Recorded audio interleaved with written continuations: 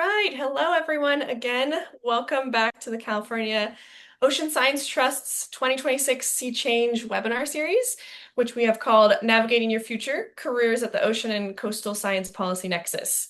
You've definitely seen me before. I've been on these a couple times now, but just as a quick reminder, my name is Heidi Waite, and I'm a science officer with the Ocean Science Trust, or OST for short. Our mission at OST is to strengthen that connection between scientific research and science and the sound ocean management policy. And part of meeting that mission is to includes investing in supporting graduate education, which ultimately bolsters the California science capacity. So this webinar series, as you've heard me say before, fits within that supporting graduate education window, and really trying to give folks a sense of real-world ocean and coast-related careers at that science policy, science management interface in California. We have been featuring staff from several different agencies and entities in the California management and policy landscape. And we're going to continue to do that through December. So stay tuned and continue to join. We'd love to see you here. And as always, I just want to quickly mention some resources available to you all through this series. We have companion journals that help you reflect on your career interests and to help you sort of learn from these webinars and reflect on these webinars. These, along with recordings from previous panel discussions and a 30-minute overview of the California state entities sort of as a large, are found on our webinar webpage. We're going to drop that in the chat here as well. So encourage you all to look at that. And before we get started, just wanted to do a quick flag again that we have a quick 4-question survey that pops up when you close your Zoom, even if you have to leave early. So if you have a moment to fill that out, that'd be really helpful. We've pulled some questions and topics from that as and I'm using those to improve the webinars as we continue on. So, and thank you for those that have filled those out. All right. And I already mentioned that we're going to be doing these through September, or December, excuse me. So please be sure to sign up for those, and we'll announce the next one at the end of this webinar as well. But today, we're really excited to have staff from the San Francisco Bay Conservation and Development Commission, which you might have heard referred to as BCDC for short. So BCDC's main sort of mission, and our panelists will go into a little bit more detail about this, but their sort of mission is to protect and enhance San Francisco Bay and advance the Bay's responsible, productive, and equitable uses for today and for future generations to come, as they are facing climate change and rising sea levels. So I'll let the panelists go a little bit into more detail about the mission and their roles. But today we're going to start with some panelist introductions. And as always, we will then go into a panel discussion, questions from the registration process that you all sent in or through that Zoom survey, and then also encourage live Q&A bits, and you can submit your questions through the Q&A box at the bottom of your Zoom screen. So really encourage you to drop your questions, and we would love to be able to answer them live here for you. So with that, I'd like to invite the panelists to, one at a time, to turn on their camera and give us a quick introduction. And I'll start with Jackie first. You're up. I would love for you to do a quick introduction with your name, pronouns if you choose, job title, and then if you could also give us that high-level overview of the mission and role of BCDC. Sure, happy to. Thanks, Heidi. And thanks everyone for joining. As Heidi said, I'm Jaclyn Perrin-Martinez. I'm the Climate Adaptation Planning Manager at BCDC. And Heidi kind of shared our mission, but just a little bit more about BCDC. We are a state agency, so we are part of the state of California, but we work regionally in the San Francisco Bay. And by that, it's the 9-county Bay Area. We were actually the first coastal management agency in the United States, which is very exciting. And our authority and jurisdiction is really in the bay itself and 100 feet from the shoreline. So in that space, we have regulatory authority, and we have staff who do permitting of projects in or near the bay. This includes both development and habitat and restoration projects. And so Sam on our team will talk about that. We have a legal compliance enforcement program to really make sure that those permitting activities are following, what they're supposed to be. And Alyssa will talk more about that. And then we also have a planning side, and that's the side that really kind of thinks across the whole region regional scale. And that's the work that I do. And I specifically work in sea level rise adaptation planning. And I'll talk more about that in some of the later questions. But glad to be here. Thanks. Awesome. Thank you. Yeah, we're excited to dig into a little bit more about what your role actually entails. Oh, if you don't mind keeping your camera on, we'll keep you all up here. And then yeah, I would love to introduce Sam. Could you do the same brief introduction and then we'll be able to dig into your role later on. Yeah, sure. Thank you. Good afternoon, everyone. My name is Sam Fielding, pronouns he, him. I am currently a permit analyst on the Bay Resources team on the regulatory side at BCDC. So I help to analyze projects that mostly occur within the bay, which could range from a boat dock to a seawall to a habitat restoration project. And I've been with BCDC now for about a little over 4 years or so. Nice. Congrats on your time with BCDC. Excited to also dig into your side of what you all do. Great. And then lastly, I'd love to invite Alyssa to join and give a quick introduction as well. Hi, thank you for having me. I'm really excited to be here and talk about my experience. But my name is Alyssa Purslow. I use she, her pronouns, and I am an enforcement analyst with BCDC. And I started mid-December of 2025. So I've been here, time's flying by, but almost 8 months now. So thank you again for having us. Amazing. Excited to hear sort of the earlier time of BCDC spending some time there, and then Jackie's kind of on the later end. So lots of spectrum here of how long you all have been working with BCDC, and it'll be fun to get those perspectives. I think I think each of you already has answered the how long you've been at this position. So if you haven't, feel free to answer that. But if you have, I'd love to also hear a little bit about your path to this role, how you got here, and what are some of the stepping stones. I'll start with Jackie again. Sure, thanks. Yeah, and I hadn't mentioned it, but so I have been at BCDC about 8 years now. I think maybe over 8 years, which is kind of wild when you say it out loud. But it's been really incredible, and there's a lot of kind of things that I've done over those times that have really projects that have built on each other and grown to the position that I'm in now. But in terms of kind of the path to get here, I started as a scientist. I did marine biology in undergraduate with a minor in professional writing. So I was very interested in science, ecology, systems, and communicating the value of habitats and systems. I was a scuba diver, got to do a lot of like long-term ecological work at, working in academia and labs. And I really realized that I wanted to do, personally, I wanted to do more than just kind of document what I was seeing. I really wanted to be part of the decision-making system and change those systems so that, I wasn't just kind of watching the habitats that I really loved and cared about, die. And so I went to graduate school to do this interdisciplinary master's degree to really focus more on governance, economics, policy, and really start to understand what role could I play in this space. I'm really interested in complex systems. How do I navigate that? And so from that master's degree, I then actually joined the South California Sea Grant State Fellowship, which is a really incredible program that takes kind of students in graduate degrees and helps them kind of get into policy positions. And I actually started with BCDC. I interviewed a lot of different agencies. We had 40 interviews in 2 days. It was wild. And I was really interested in BCDC because it was this connection point between ecosystems and people and really just where and how they interact.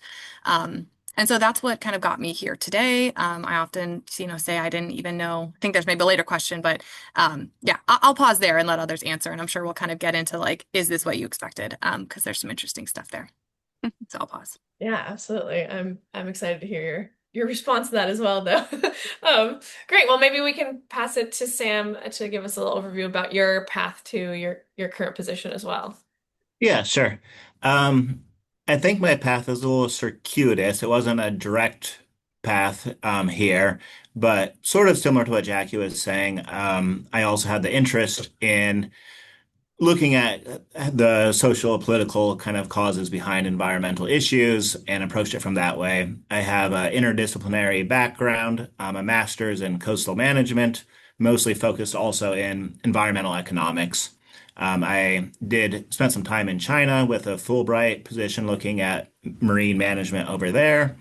went back to grad school for a bit, and then more recently, I also had a Sea Grant fellowship, but mine was in DC with the U.S. Army Corps of Engineers, looking at their Engineering with Nature initiative, which was a really fascinating experience that was very relevant to what BCDC is looking at. For a while, I've been wanting to move back out to the West Coast. I have some family out here.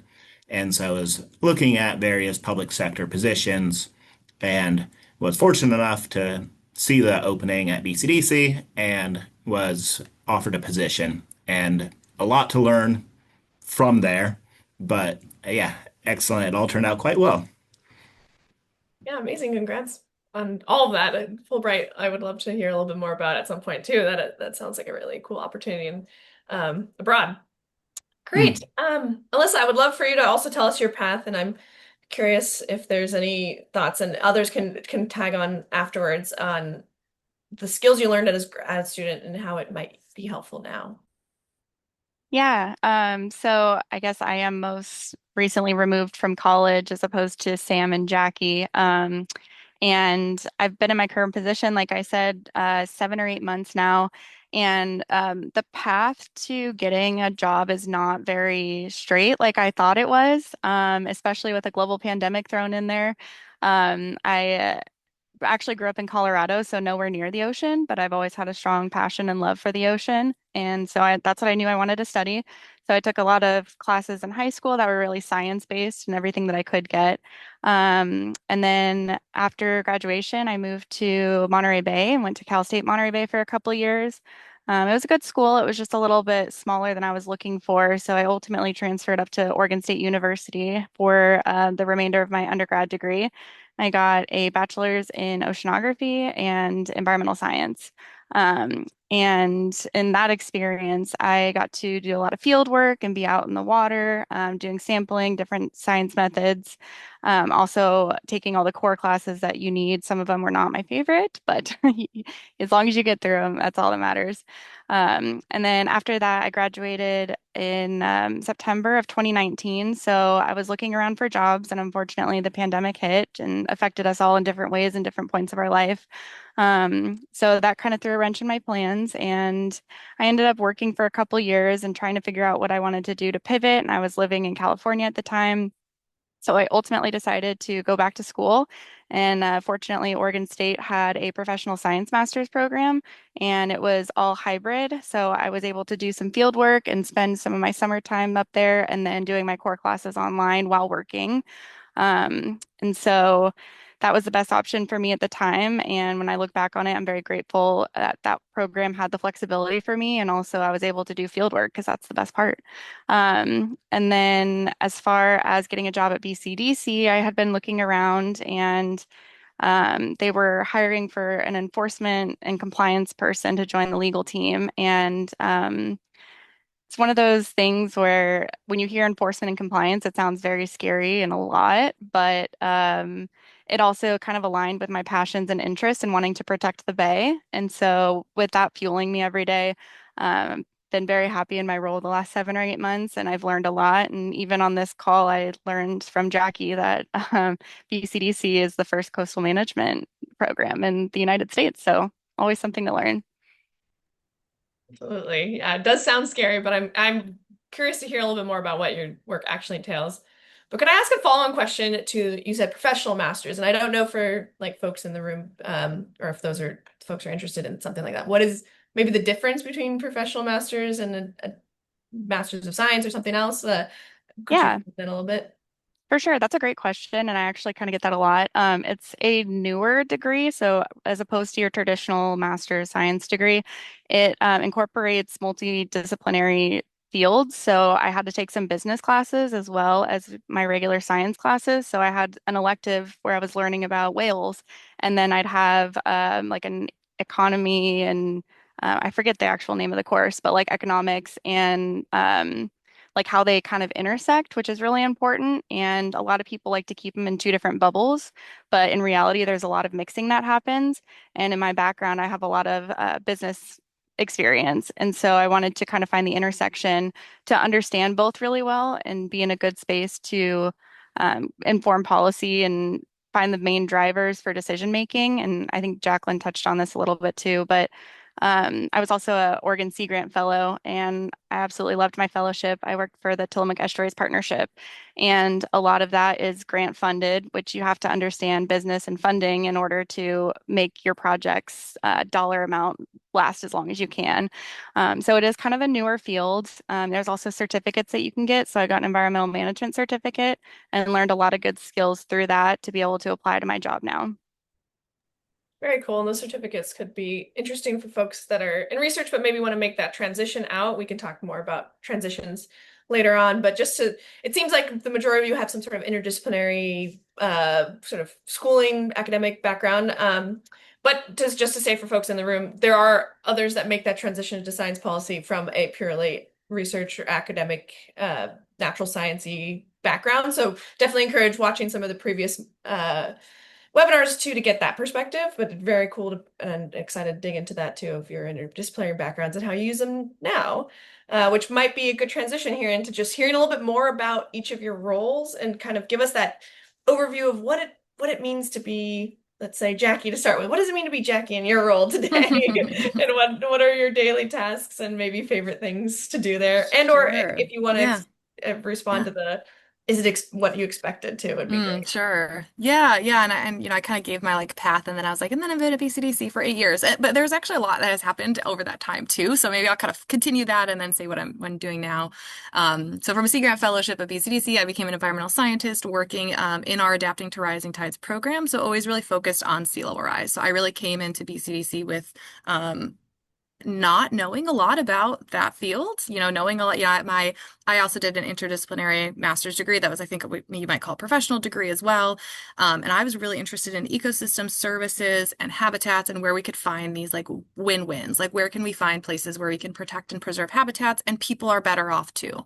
And so there was a lot of learning. I did not know how to do a vulnerability assessment. I did not know I knew generally what adaptation meant, but like no idea what it really meant. And so I was fortunate to be kind of part of multiple different projects over the years. Each of those projects really grew on each other. So we started doing this regional vulnerability assessment through this project called Art Bay Area that kind of advanced into this other big initiative that BCDC started called Bay Adapt, which really brought together regional stakeholders to think about, okay, we have a lot of information on what's vulnerable. What should we do about it? And what should we all do about it? Not just BCDC alone, but like what is the role of the region and what are each of our different roles? And so from there, that really kind of kicked off the work that I do now, which is I manage our program at BCDC that really implements the Regional Shoreline Adaptation Plan. So this is a plan that BCDC created and adopted in 2024. It contains guidelines for how local governments must create local sea level rise adaptation plans. This is all backed by a state law, SB 272. Which requires local governments to create these plans and then required BCDC to write the guidelines. So I managed that project over about a year and a half, 2 years, and worked with hundreds of people, lots of stakeholders, really building it up with communities and experts across the whole region, across all of these different disciplines. And then the role I do now, so to kind of get to your question, is now I manage the program to make that plan or to help make that plan a reality. And so what that means is I lead a team of 4 people, and we work with cities and counties one-on-one to talk to them about their planning efforts. So that includes and making sure that their efforts are aligning with our guidelines. So day to day, that includes responding to requests, reaching out, talking to folks, setting up meetings, making sure that, are their expectations aligned with ours? We review drafts of the work that they've done and provide comments on here's, we think that this is an alignment or you're missing some pieces. Here's where you can find information. We also develop a lot of tools and projects to support local governments. And I think that's been something that's been really incredible and kind of surprising about the role of government. That's another question, is there's a lot more creativity and flexibility than I think I ever thought that government could be. And I don't know if that's true in all spaces, but I think definitely in the climate space. This is kind of a new frontier. These are new challenges. And so I feel really grateful I can be part of a team where we can think about what are we hearing needs from the people that we work with, and what can we do. So I'll just give one example and then kind of pass it on. Um, One of the things that we've heard is local governments who are working on these plans really want to learn from each other, and so they want to know what each other are doing, and they want to get information from each other. And we don't think that it's our role to share that information, but what our role could be is setting up a platform for them to talk to each other. So we just launched what we call an RSAT peer learning community, and we're kind of piloting this idea of bringing together, inviting every single local government in the Bay Area to come together and talk about how their planning process is going and providing some structure to that. So that's been really exciting. I'm in lots of meetings, always looking for ways to connect and drive projects that kind of advance our outcomes together as an agency. So I'm sorry, I could go on probably for too long, so I will pass it to other folks. No, that's amazing. I love hearing a little bit about that. Which I do have one follow-up for you, and then we can pass to the other folks. But it sounds like you now manage a team of four, I think you said. Mm-hmm. How does that feel? And I don't know, are there any steps you've taken to be an effective leader? What does that look Yeah. like coming from your background? Sure, yeah. I mean, I'll try to be brief too, because I feel like I could spend a lot of time, talking about just like what it means. I mean, it's a different role. And I kind of knew that, but like any new thing, you don't really know what it's really like until you do it. You can kind of anticipate and guess. But I kind of came from, I just have a pretty like, I'm kind of a go-getter, really ambitious. I do a lot of work, and I was really excited to have a whole team of people that I could be like, let's do more work together. We could like, do so much, and we are, and we can. But I've really had to realize like, well, what is my role now? My role is different now. It's not just like do all the work, but it's now create the system and structure for other people to do this work too, which is just a different way of working. And I think what's interesting is what that actually looks like in practice really depends on the people you work with. So sure, there's some generalities, but what that looks like depends on each individual person, where their strengths are, where they have areas of growth, right? And um, it's really like a new job in like coaching and guiding people, and then also keeping your eye on this is the program that I love and care about that I also want to see advance. And so kind of balancing those two things. And I think what I'm just doing is trying to like build in intentional time to do that and reflect on, spend time thinking about kind of what's been going on with the team and program and how our work products going and what can I do to support further. So I think there's just it's different, but it's exciting, and I'm a year and a half, 2 years into it now, so it's still a new experience and a lot more to learn and grow. Yeah, absolutely. I think people managing is a completely different skill set, maybe brain space that you have to take, but is also very rewarding in a lot of ways, I think. And for those that are listening, I feel like there's a lot of transferable skills that you gain in grad school sometimes if you're managing a project and you have interns or volunteers, you have some experience actually already doing some of this. So, I encourage you all to think about, do you like doing that? Is it something you aspire to do someday? Just to keep it in mind as you think about your career path. Great. Can I pass it off to Sam? I'd love to hear about your role and what that means, and if there's anything favorite thing you get to do with your current role. All right, yeah. So I am on BCDC's regulatory side, involved with permitting projects around the Bay. And BCDC has three permitting teams. Mine, which is Bay Resources, mostly involved in the Bay. There's also a shoreline development team for mostly on the shoreline. And then also a sediment management, mostly involved with dredging permitting. And my team is now 5 members, including our manager. We recently picked up a new member, which is kind of exciting. And to your point earlier, we actually come from a diversity of backgrounds. So we do have a geologist, we have an ecologist. So the natural sciences are well represented, and really helps to kind of bring different perspectives to the job. Um, and I guess taking step back for a minute, BCDC was created in the 1960s through a state law, the McIntyre-Petrus Act, which kind of contains high level about what the role is and a lot of limiting new fill into the bay and encouraging public access to the shoreline for the public. And aligned with that, there's a San Francisco Bay Plan, which includes a whole bunch of different policies for a wide variety of potential development or conservation activities that might take place around the bay. So, my role as a permit analyst is we get an application for a potential new project. It could be a new development project or restoration, all across the board.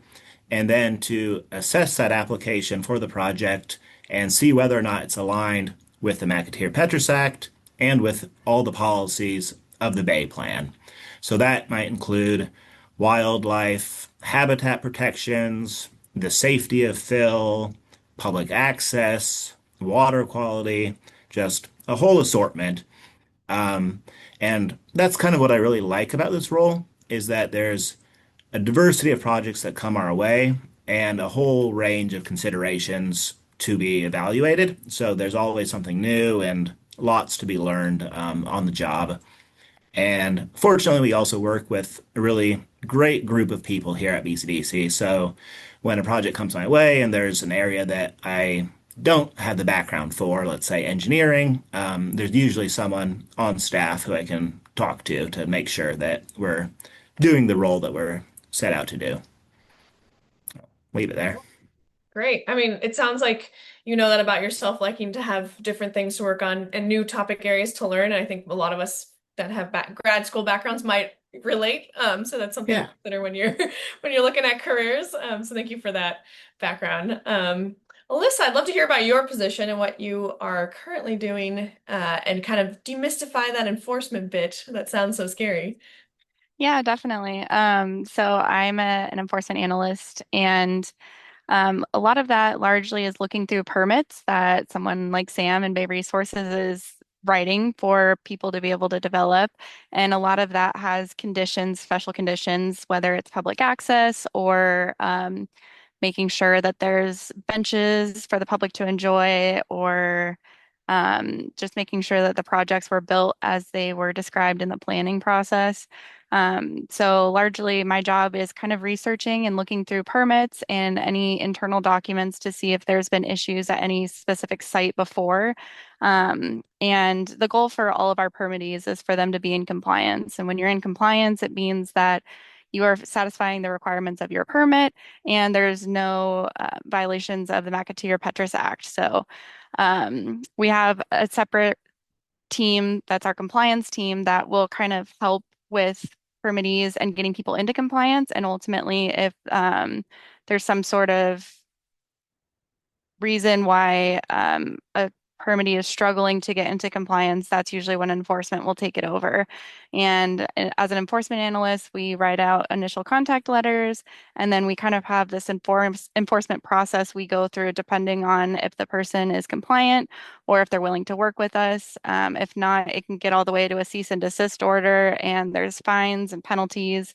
So definitely want to avoid that if possible. And so my approach to it is I have a customer service background, and so I try to treat other people the way I would want to be treated. And a lot of the time, people just don't know. These permits were written a long time ago, and they maybe inherited a property and didn't know about it, or they wanted to build a deck onto their house that's in our shoreline band and didn't know they needed a permit for it.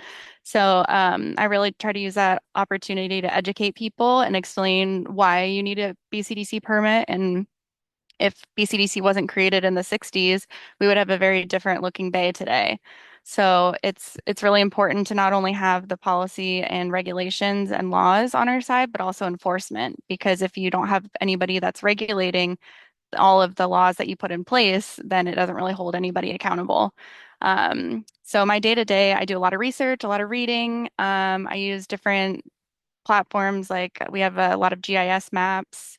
Um, Sometimes I'll do Google searches, looking at tax assessor maps. Yeah, it really just depends on the site, but a lot of like background research. And it does kind of remind me a little bit of grad school, where it's a skill that I thought I wasn't really going to have to do again. And then here I am using all the skills that I thought I just needed to get through college. But um, I really do enjoy it. And I've gotten better at being more organized about it, methodical, and making better use of my time. So I would say the more you do it, as painful as it might be sometimes, you'll get better at it. Yeah, absolutely. Could I ask a quick clarifying question, maybe just for Sure. myself, but what does it necessarily mean to be in compliance? It sounds like potentially needs to have a permit, but what's in those permits? Could you give me an example of maybe some of the requirements that someone would have to have be compliant with, I guess? Sure. So let's say someone was trying to build a hotel that's on the waterfront, and within that permit, you needed to provide public access. So that means unrestricted public access for people to be able to bike, fish, walk, mosey, do whatever they please. And part of your permit in allowing the hotel to be developed and built is you have to maintain that public access. So if you have let's say some plantings and a nice little like patio area, it's your responsibility to keep that patio maintained. And also the plants, keeping the plants alive, making sure that there's not any invasive species that are creeping in. So really just maintaining the space that's appropriate for BCDC's requirements. And so like a lot of what Sam does is looking at water quality stuff. We want to make sure that there's not anybody going into a public access space and just dumping a bunch of trash there. So a permittee is held responsible for that, and the permit runs with the land. So even if there's different landowners or different companies that come in, that public access is still guaranteed and needs to be maintained. So that's kind of like a quick example of one type of enforcement, but there are a lot, and no two projects are the same. It's very different. Permits have been written differently throughout the years, and so if it's in compliance, that means that, that's kind of the step that we take before enforcement. So making sure that you have enough public access signs to dedicate to your space, or, making sure that if you have any improvements, that needs to stay open, things like that. Yeah, thank you for that. That's very Mhm. helpful, and it definitely is sounds like the enforcement is an important bit to protect coasts and oceans here. Because if you don't have that, it's just on paper. This is Mhm. ideally what it, but not seeing the actual impacts or protections in place. So appreciate your work on that. Yeah. I have a question that somewhat follows up, but on your role in general, but opening up to the rest of the team too, if there's any thoughts from Jackie or Sam too. But we had a question from the Q&A from Heidi. Hello, name buddy. Um, there was a question about, it sounds like a lot of it, you all have some sort of Sea Grant fellowship background, but this person is interested in, is already graduated and they're curious about other good routes to make it to a position like yours or to BCDC or to other state agencies. Do you have any thoughts on that? Given you all have this Sea Grant Fellowship background, but if there's anyone, any other thoughts on how to get to these kinds of positions and maybe your job search a little bit, Alyssa? Sure. Yeah, I can chime in on that. So I was fortunate enough to be a part of the Sea Grant program. I highly recommend it. I loved my fellowship. It was Natural Resource Policy Fellowship. And there was 6 different fellowship opportunities within that fellowship. And so you kind of have to do some research and figure out what you want to do. And I would say that's the best piece of advice is really figure out what you want to do. I think when you're freshly graduated coming into the job space, it seems very overwhelming and there's a lot of moving pieces. There's a lot of different types of jobs.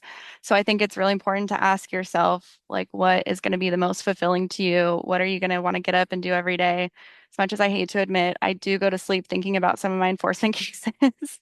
And that's when I know I truly do love the job. And I love the team that I work with. Like Sam said, if I don't know the answer, I can go to somebody else and ask. And I think being vulnerable is okay. Asking people what their experience was like is okay. I've definitely done a lot of outreach to try and connect with people and not just like stay in my local area in Oregon. I did make a lot of connections up there and I still talk to many of them still to this day.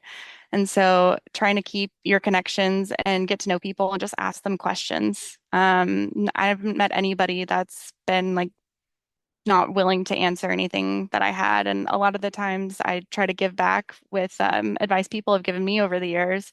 So just keeping that going. Also being a lifetime learner, like always stay curious, stay hungry. There's always something to be done. In the enforcement world, like my job is never done. There's always enforcement cases open constantly. So I might cross one off my list and two more appear, but that's job security right there. Um, and then kind of my method for finding out about different jobs out there, I actually started a spreadsheet where I broke it down by like federal jobs, state jobs, local municipalities, and then like nonprofits or academic sectors. And so in doing that, I was keeping track because a lot of the time there's a different website. So the state of California has a website where you can go and view all the jobs, and then from there narrow it down to what you're looking for, usually by keywords. So I would suggest making a list of keywords that would pique your interest, and then just keeping track as you apply, as you follow up with people, keeping a list of who you've reached out to, or maybe if one person can give you three other people to talk to and kind of spread the web from there. It was just good to keep notes on that kind of thing. And some places will get back to you, some places won't. So following up and just keeping track of all that was really important. I think I didn't really do that the first time around looking for jobs. And then after graduating from grad school and trying to navigate all of the federal changes that were happening in the environmental field, I really had to like focus in and ask myself, like, okay, what do I want to do? Where do I want to be? And just don't limit yourself to anything based on like one or two things that are maybe iffy. I would say just put yourself out there.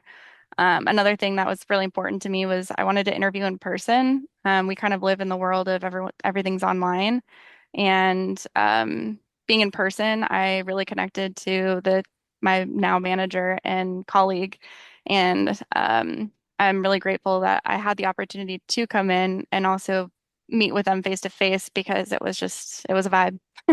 And hybrid work has allowed me to do that. And so it's nice having that flexibility, but also like don't be afraid to go in person somewhere. And, even if you go to the aquarium and you're interested in water quality of an aquarium, like if you see somebody walking around, just ask them. Yeah, all great advice. And it sounds like Heidi's already doing some of this building spreadsheets and working through networking bits. So good to hear. Yeah. Yeah, if anyone has anything else to add on that, please feel free to jump in. I see Jackie, you've unmuted. Yeah, I was gonna say I can be real quick about it because I see that like we've all been Sea Grant fellows and now we all work at BCDC, so I could see how you're like, wait, what's the other path? I think there's a lot of other paths. I very much agree with Alyssa on like spending time, taking opportunities, figuring out what you like, what you don't like. I often say like figuring out what you don't want to do is just as important as figuring out what you do like to do because you can kind of be like, okay, I'm gonna cross that. I see now what that's like, and I think my skills and interests are somewhere else. And so I would say, the benefit that the Sea Grant program gave me, I really appreciate it too. But I think the biggest thing is that it opened my eyes to working in government and state agencies. But I will say that before I even was a Sea Grant fellow, when I was in graduate school down at UC San Diego, I got an internship with the city of San Diego in their economic development department, and I was a sustainability intern. And so actually, even before I, did the Sea Grant Fellowship, I got insight into government. And this is what a city does. And wow, city departments don't actually always talk to each other. And this is really interesting. And this is like a place where maybe I can have influence. So even before the Sea Grant, I kind of took some opportunities to really kind of peek into different sectors and fields and jobs and see inside them a little bit and figure out like, is this the type of work I want to do? Because there's so many issues. I work very much on climate change, but climate change to me kind of just is on top of all the other issues. There's so many ways to address these problems. And so kind of bouncing around a little bit and figuring out like where is the in that you want to have. And also knowing that like that can change too. Like you don't have to do one thing forever. Like I think all of us kind of took slightly different paths. I think the core of me is the same from before, but what I've understood, what I've learned, the skills I've gained have kind of driven me to where I am now. And so, I think you can get that experience that we got as Sea Grant Fellows, which was like we got experience in a place, but you can do that in other ways too. It's a great way to do it, but it's not the only way. And there's lots of people at BCBC who weren't Sea Grant Fellows. So yeah, there's ways to do this work without having that particular path. Amazing. Yes. Definitely encourage you all not to box yourselves out from any position really. You can get skills in a lot of different ways. Which I guess we had a question come through our Zoom surveys around sort of science and how you use science and what ways folks that are doing science can elevate their science to, say, agencies or entities. So I maybe I'll pass to Sam first. I'm curious to see how and if you use science in that permitting process, decision making, and then if you have any thoughts on how scientists could engage to share their research with the Mhm. broader agency or California science policy world. Would love to hear. It's a good question. In practical terms, we're not engaged with conducting new scientific research. It's very much mostly a desk job and review based. So bringing the scientific background with a critical eye to the application materials that come to us. So if a project needs to be resilient to sea level rise, the applicant should provide a risk assessment, and then our job is to evaluate that and then ask the right questions to make sure that we're permitting something that should be permitted. And that's true with fish protection, water quality, kind of across the board. Are there going to be impacts to eelgrass? Are there going to be is it a safe shoreline protection feature? Will it like enable subtidal habitats to grow? And so using the knowledge that we have to make sure that the project is beneficial to the bay is basically what our task is.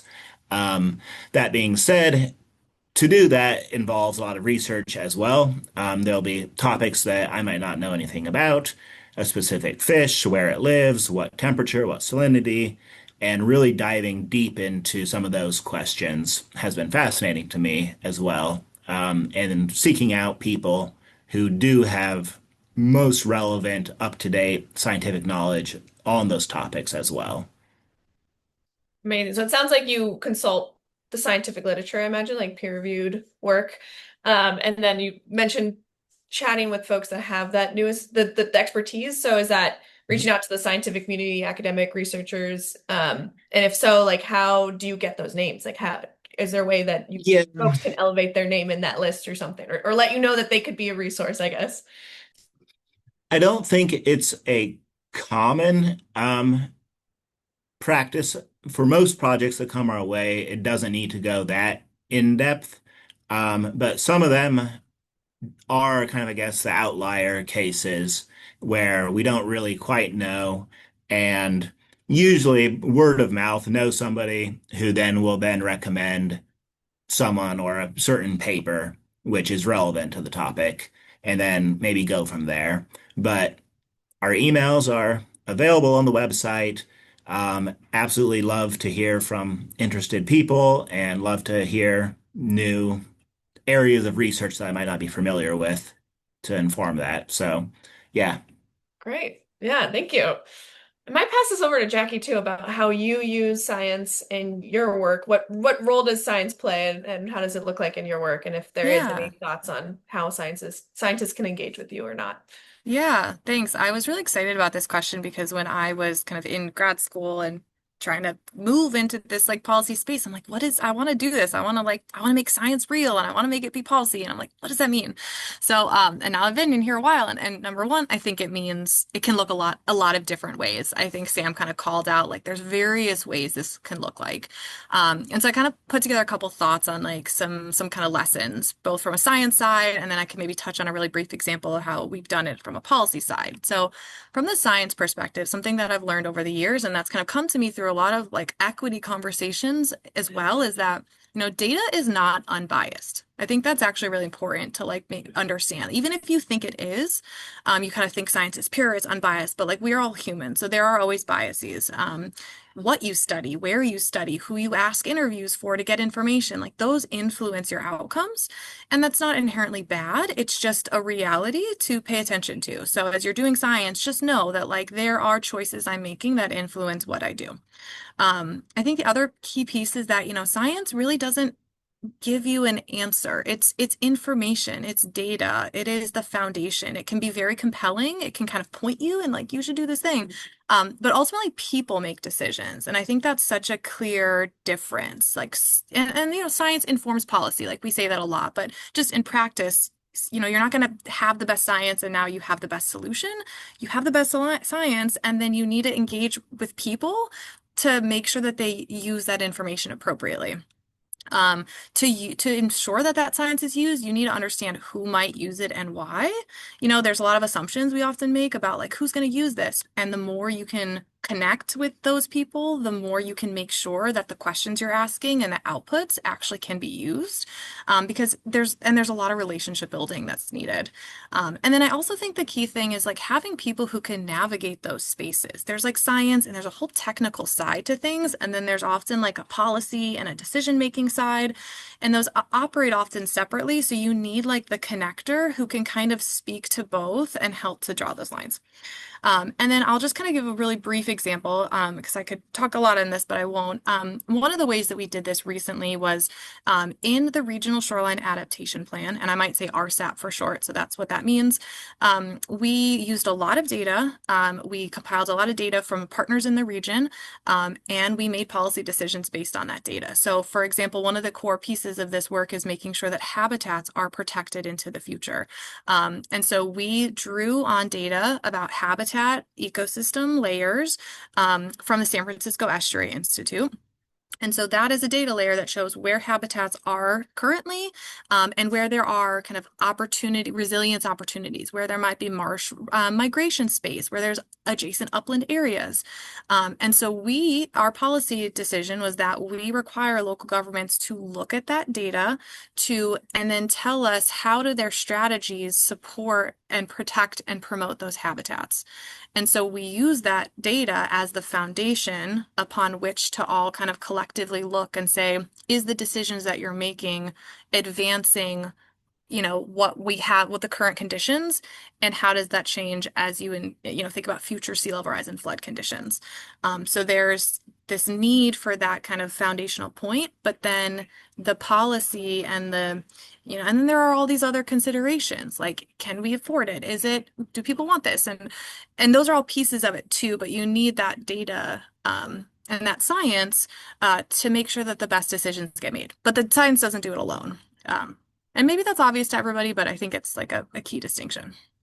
No, it's definitely something I learned from transitioning from a purely science background into this more science policy world, is that there is a role for science, and science can absolutely inform policy, but there's a point at which science ends and sort of policy decisions and managing the different the pros and cons of different aspects of a decision come in. So I 100% agree with all that. And it was not obvious to me, at least. So hopefully for some others in the room, that was very helpful as well.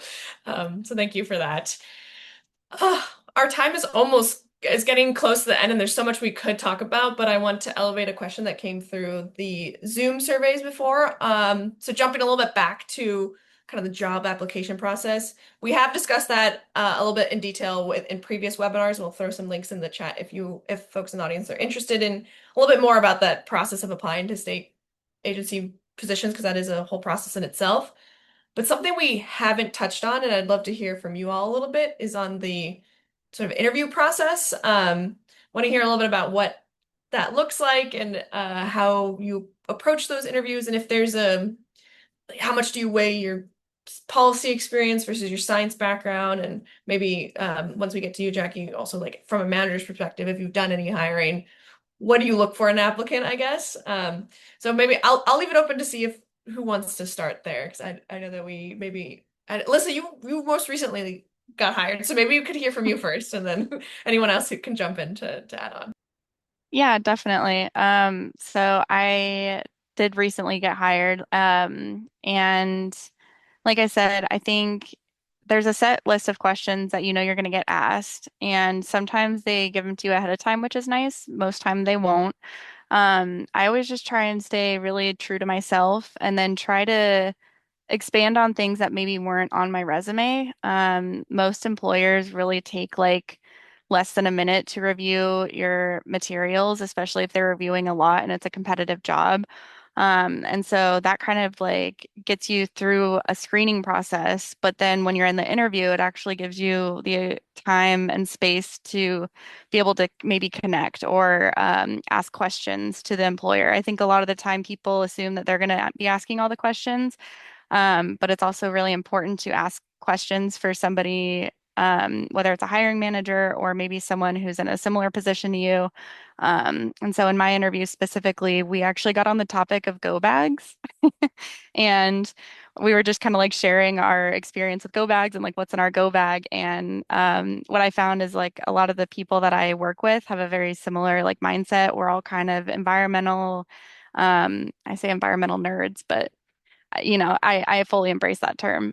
We all have a big heart. We care a lot about different things. And so even if it's like working in your interests or stuff, just becoming more of a person and less of a piece of paper, seeing if you can really connect with somebody, which is again why I felt very lucky and grateful that I was able to come in person. It also gave me an opportunity to see what that commute would be like. I do take public transit to work, and I wanted to know like what that would be like on a daily basis or, hybrid basis. And so kind of like walking through the motions, like imagining if I could see myself doing that and walking into the building and just really getting a feel and a sense of like the community and what the workplace is like and trying to envision yourself there. And it's kind of a commonly said one, but one of the hardest is having confidence. I think right out of grad school and a fellowship and all this, I still feel very green.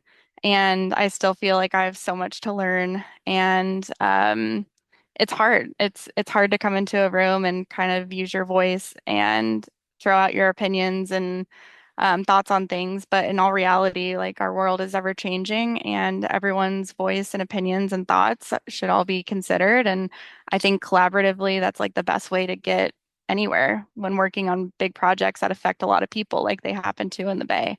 Um, so my interview experience, I'm always nervous going into it. I felt great coming out of it, and less than a week later, I got the call, and very grateful to have that experience. And we did some interviews maybe like a month ago where I was on the other side of it. And so then I was kind of able to see like, okay, what kind of questions do I want to ask? What am I looking for? And again, it's like you have your paper and then you have your interview. And it's kind of like two different things to showcase yourself. So really use that to your benefit. Yeah, absolutely. Thank you. That's helpful. And I think that it is a key thing to maybe help with the nerves also. Something you mentioned about you're also kind of interviewing them to know if the vibes are right for you as well and where you're working. So keep that in mind. It's a two-way street. You're not just getting interrogated. You're also trying to understand if it's a good place for you too. Yeah. Does anyone else have anything to add on that question about interviews and the process there? I guess I can just say real briefly. So I was hired in 2022, so it's a different hiring environment than is currently applicants are facing. And it was all remote. I was on the East Coast at the time. And I would just say that it was not my first interview and first job. And so don't get discouraged. Maybe cast a wide net, but like others were saying, know what you're looking for as well and make sure it's a good fit. And for state jobs, particularly, pay attention to all the little specific requirements that are in the ask for a posting because they can be very specific statement of qualifications, formatting, just make sure you're providing everything that there's being asked for. Just to make sure you make it past that first step is important. Yeah, no, that's great advice. And sometimes before an interview, it is helpful to reread the job description, maybe write some bullets for each one so you have some examples and ideas of how you might show that you have those qualifications. Yeah, I absolutely second that, Sam. It could be something as like simple as make it one page and not multiple pages, or like make sure it's size 12 font. It's easy ways to get your application thrown out, if you Right. will. And so it's like if that's the hardest part, like just it's so simple, so small, just make sure you double check. Yeah.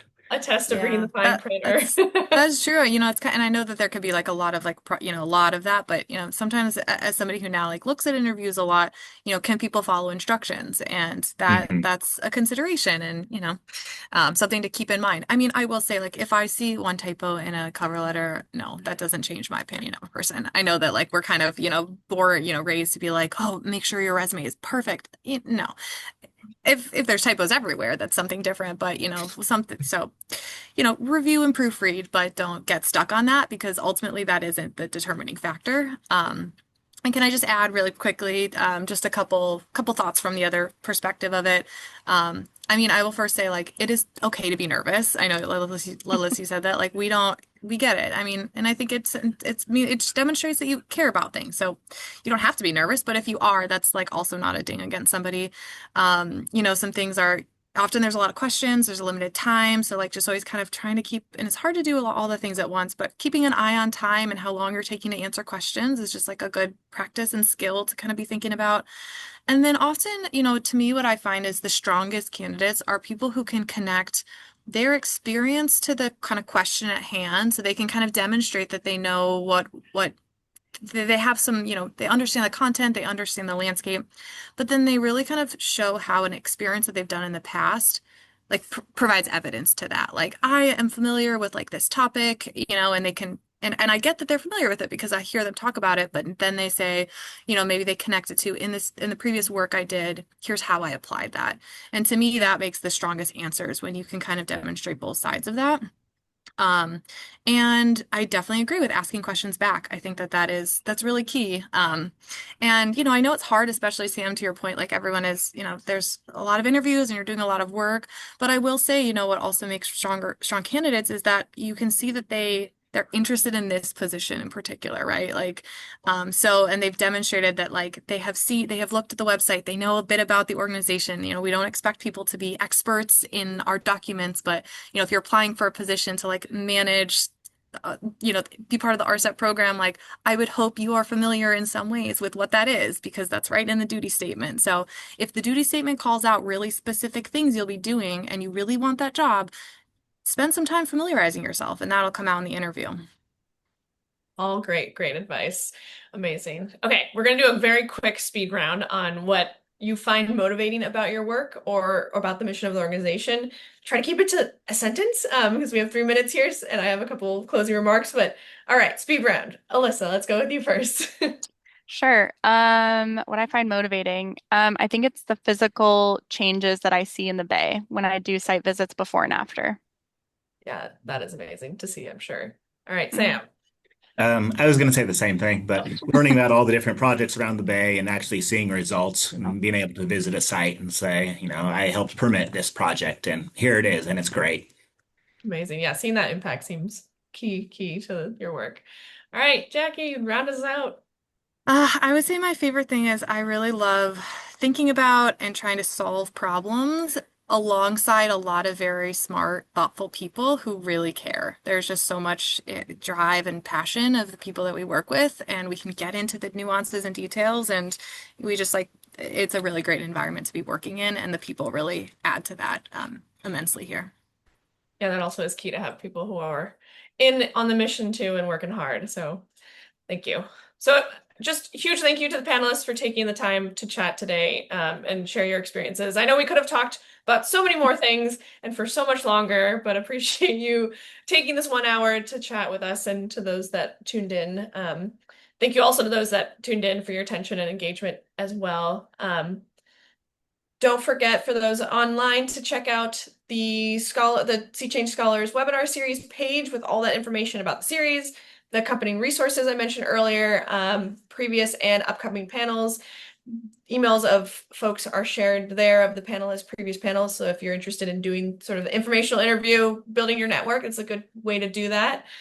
Our next webinar is going to be on September 3rd from 12 to 1 as per usual. We're going to have staff from the California Fish and Game Commission to share their insights. So if you're interested in that, we would love to see you there. Reminder again that there is that Zoom survey, very quick survey at the end here. So if it pops up on your screen, take a moment to respond, please. That would be great. And we'll have a couple more webinars, 4 more webinars through the end of the year through December. So be sure to join us for those and sign up if you haven't already. We can't guarantee everything will be recorded, but so we encourage you to attend live. We have had most, if not all, so far have been recorded on our website though for your reference so far.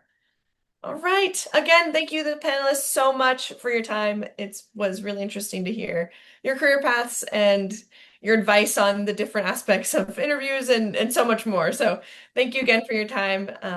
Until next time, see you all in September. Bye all.